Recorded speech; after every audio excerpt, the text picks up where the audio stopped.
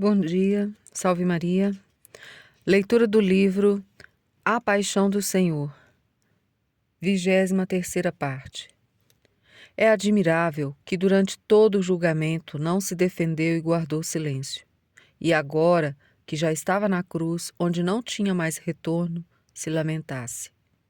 Mas o que acontece tão surpreendente revela uma lição.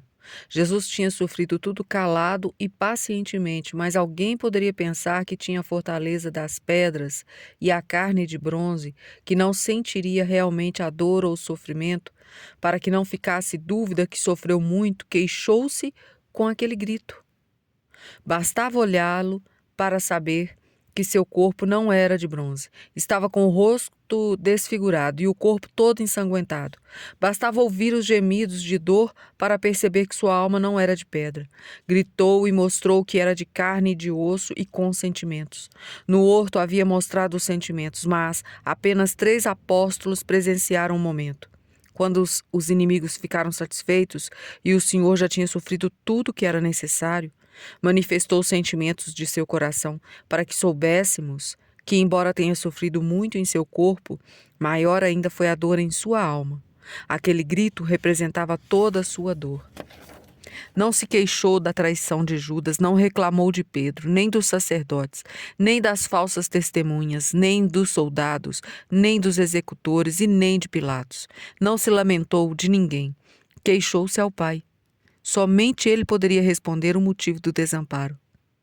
Devemos aprender com Jesus. Nos momentos de dificuldade, encontraremos muito pouco apoio nos homens e, pelo contrário, muito em Deus.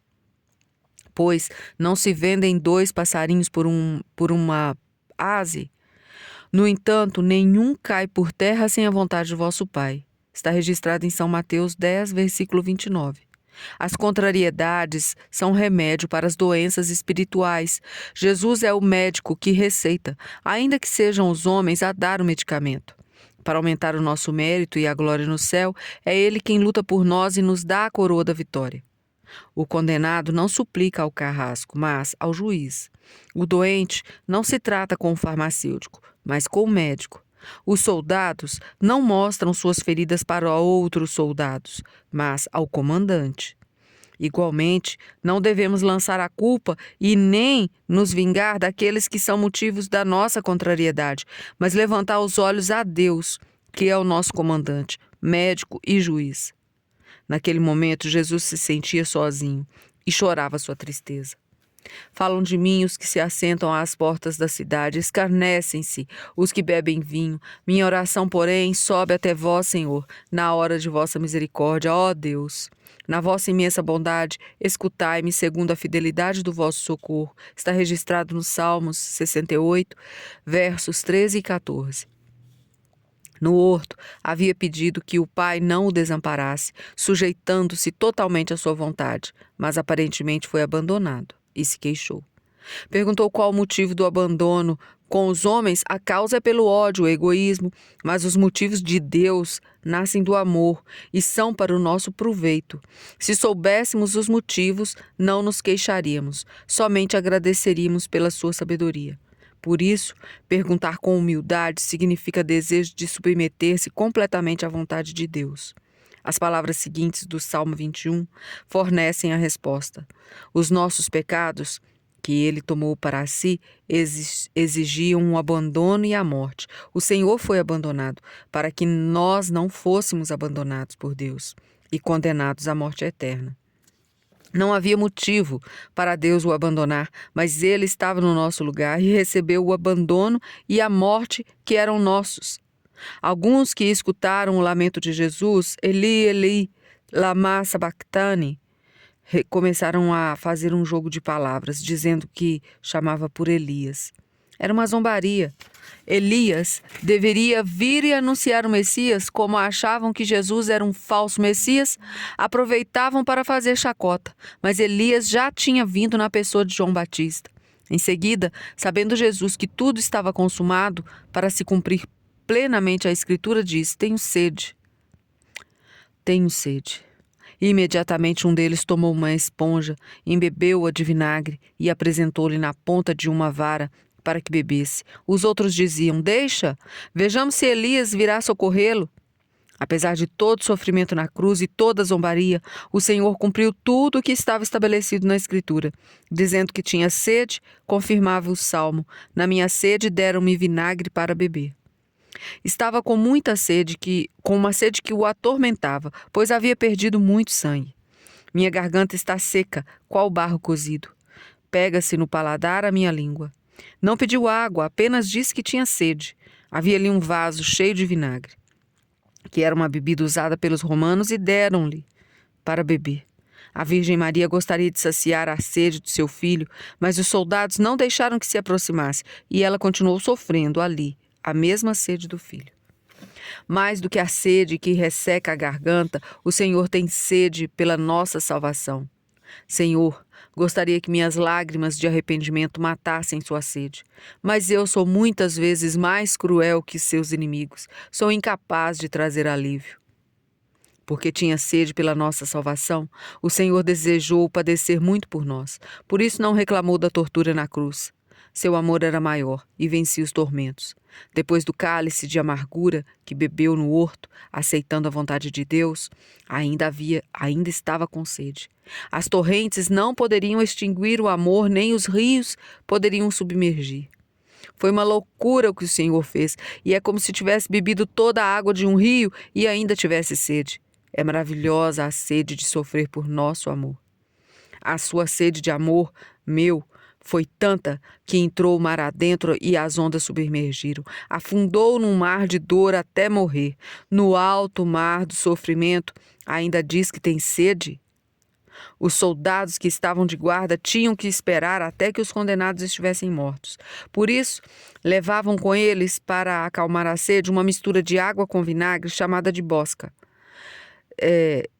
Traziam também para dar aos condenados, porque um dos maiores tormentos na cruz é a sede.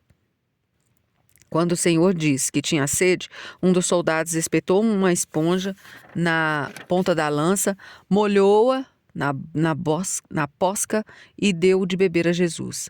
Os outros que não tinham piedade disseram para deixar, pois Elias iria salvá-lo. Que se poderia fazer por uma vinha que eu não tenha feito? Porque quando eu esperava vê-la produzir uvas, só deu agraço. Em vez de vinho, produziu vinagre. Havendo Jesus tomado do vinagre, disse: tudo está consumado. Tudo está consumado. O Senhor foi enviado para 2 missões, ser o Messias e o Redentor. Ele as cumpriu perfeitamente. Na última ceia orou ao Pai: eu te glorifiquei à terra, terminei a obra que me deste para fazer. Pois agora, Pai, glorifica-me junto de ti, concedendo-me a glória que tive junto de ti antes que o mundo fosse criado. Manifestei o teu nome aos homens que o mundo me deste. Os homens que do mundo me deste. Antes de sofrer havia dito: eis que subiremos a Jerusalém. Tudo o que foi escrito pelos profetas a respeito do Filho do Homem será cumprido. Está registrado em São Lucas, capítulo 18, versículo 31. Agora tudo está cumprido, até a última letra que escreveram os profetas. Na cruz, tudo se cumpriu para que os eleitos de Deus soubessem que ali está a força de Deus, a plenitude e a perfeição de todas as coisas. O que é mistério para o homem, escândalo para os judeus, loucura para os gentios, é a onipotência de Deus. Tudo está consumado. Bebi o cálice da paixão sem deixar uma gota sequer. As profecias foram cumpridas e toda a Escritura encontrou seu sentido em mim. Paguei a dívida dos homens, a amizade de Deus com os homens foi restabelecida. Eu venci. Termina minha vida na terra e começa o triunfo da minha glória. Consumatum est. Palavras misteriosas que encerram tudo o que Jesus Cristo realizou para a nossa redenção. Somente quem a realizou conhece o sentido pleno. Para conhecer o mistério, devemos buscar a cruz. Na presença do Senhor, com a ajuda da graça, meditaremos como era infinita a dívida de Adão, que transmitiu aos seus filhos em desobedecer a Deus. Por ser o nosso Pai, ele estava obrigado a pagar a dívida, mas nem ele e nem nós, mesmo juntando toda a riqueza do mundo, poderíamos pagar. Pelos pecados voluntários dos homens, a dívida aumentava a cada instante. Os demônios estavam preparados para levar as almas dos homens para o inferno, onde ficariam eternamente, pois não teriam condições de quitar a dívida. O Senhor é misericordioso, desceu do céu para resgatar a nossa dívida, pagar o que não tinha roubado. Pagou com o sangue na cruz, rasgou nossas promissórias e nos anistiou. Converteu-se em nosso Senhor, deu-nos a liberdade, tirando do demônio o direito que tinha sobre nós. Antes de partir, deu a boa notícia. Tudo está cumprido, a dívida foi paga, estão todos livres. O pagamento da redenção foi muito generoso. Jesus pagou excessivamente acima da nossa dívida. Além de nos libertar do inferno, conseguimos a vida eterna. A paixão do Senhor mereceu a glória para todos.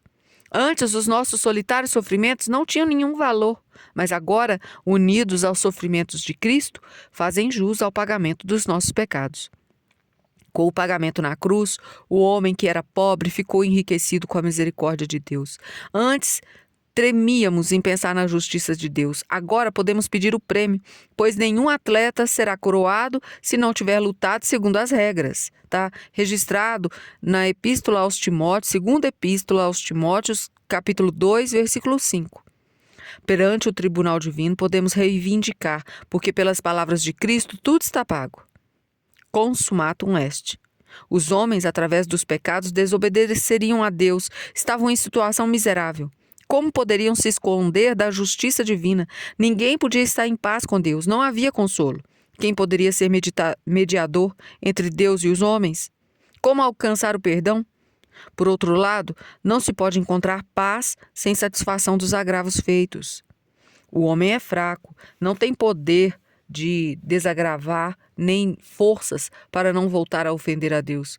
Deste modo, não era possível alcançar a paz entre Deus e os homens. Uma guerra contra Deus somente poderia levar o homem à condenação eterna. Mas Deus tem um coração piedoso, enviou um mediador, Jesus Cristo, para ajudar a salvação dos homens. Porque aprouve a Deus fazer habitar nele toda a plenitude, por seu intermédio reconciliar consigo todas as criaturas, por intermédio daquele que, ao preço do próprio sangue na cruz, restabeleceu a paz a tudo quanto existe na terra e nos céus. E continuaremos na próxima leitura. A todos os senhores que me ouvem, salve Maria.